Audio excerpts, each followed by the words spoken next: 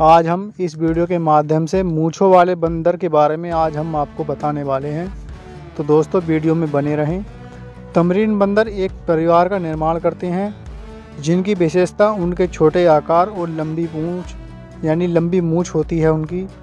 और आज हम तमरीन बंदर की जिन प्रजातियों के बारे में जानने हैं उनमें से कई विलुप्त होने का सामना कर रही हैं और यही कारण है कि इनको बचाने के लिए कई प्रयास चल रहे हैं। तमरीन बंदर कहाँ पाए जाते हैं? तो दोस्तों तमरीन बंदरों का आवास मध्य और दक्षिण अमेरिका तक फैला हुआ है। तमरीन बंदर उत्तर पश्चिमी कोलंबिया, ब्राज़ील और गुयाना में पाए जाते हैं, लेकिन पिछले कुछ वर्षों में जंगलों में तमरीन बंदर की आबादी में लगातार गिरावट देखी गई है और यह कारण है कि इनको बचाने के लिए संरक्षण के प्रयास चल रहे हैं। तमरीन बंदर अपना जीवन बिताने के लिए परिवार समूह बनाते हैं। ये बंदर सहयोग की अवधारणा को समझते हैं और समूह में शामिल होते हैं। कई अध्ययनों ने यह पुष्टि की है कि इस प्रजाति के नर और मादा समूह में रखने जाने पर अच्छा प्रदर्शन करते हैं। तमरीन बंदर का वैज्ञानिक जो है नाम है सगुइनिस, यानी यह तमरीन बंदर है जो मध्य और दक्षिण अमेरिका में पाए जाते हैं और जिनमें से कुछ लुप्त प्राय हैं। इन बंदरों का कारण है कि तमरीन बंदर परिवार के सदस्यों को शिकारियों और मानवीय कारण से बचाते हैं अपने आपे को। और तमरीन बंदर को उष्णकटिबंधीय वर्षावन या खुले वुडलैंड या वन क्षेत्र में भी आसानी से देखा जा सकता है।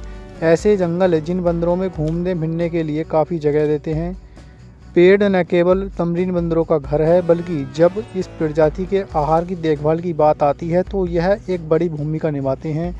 तमरीन बंदर दिखने में कैसे होते हैं? तमरीन बंदर के शरीर पर बाल या फिर होते हैं और यह बंदर प्राइमेट है जिसकी कई विशेषताएं हैं इंसानों से मिलती जुलती हैं। दुनिया में तमरीन बंदर की कई प्रजातियां हैं और उन सभी के शरीर पर बालों का रंग अलग अलग होता है। उदाहरण के लिए गोल्डन लायन तमरीन बंदर के शरीर पर सुनहरे या नारंगी रंग के बाल हो सकते हैं, जबकि ब्लैक लायन तमरीन बंदर के शरीर पर काले रंग के बाल होते हैं। और अन्य प्रजातियां जो हैं शरीर भूरे रंग का होता है उनका।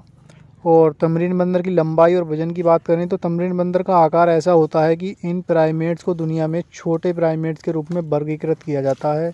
इन जंगली बंदरों की औसतन लंबाई लगभग 5.1 से 11.8 इंच होती है।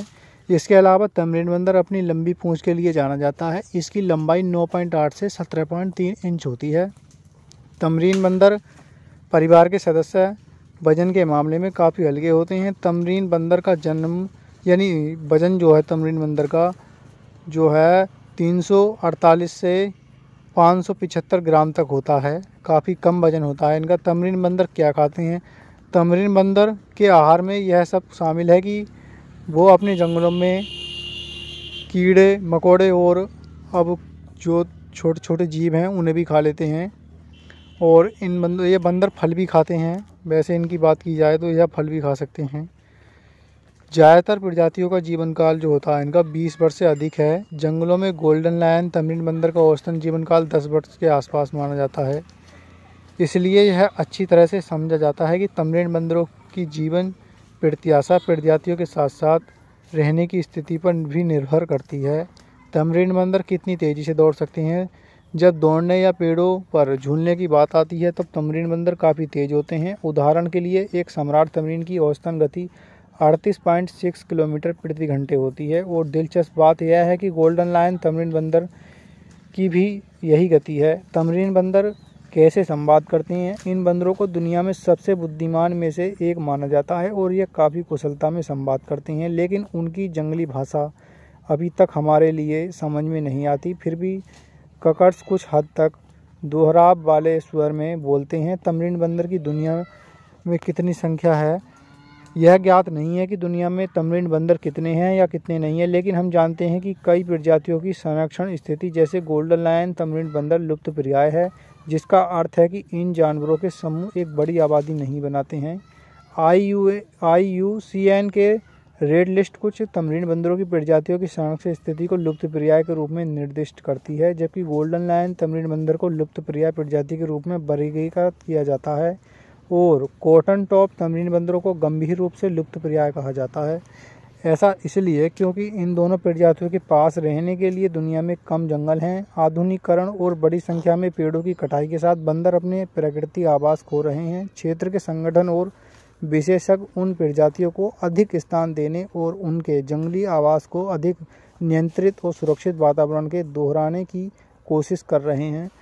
तो दोस्तों, आपको वीडियो अच्छी लगी हो तो चैनल को सब्सक्राइब करें, कमेंट करके ज़रूर बताएं कि आपको मूंछों वाला बंदर कैसा लगा, और चैनल को सब्सक्राइब तो ज़रूर करें भाइयों। मिलते हैं एक नई वीडियो।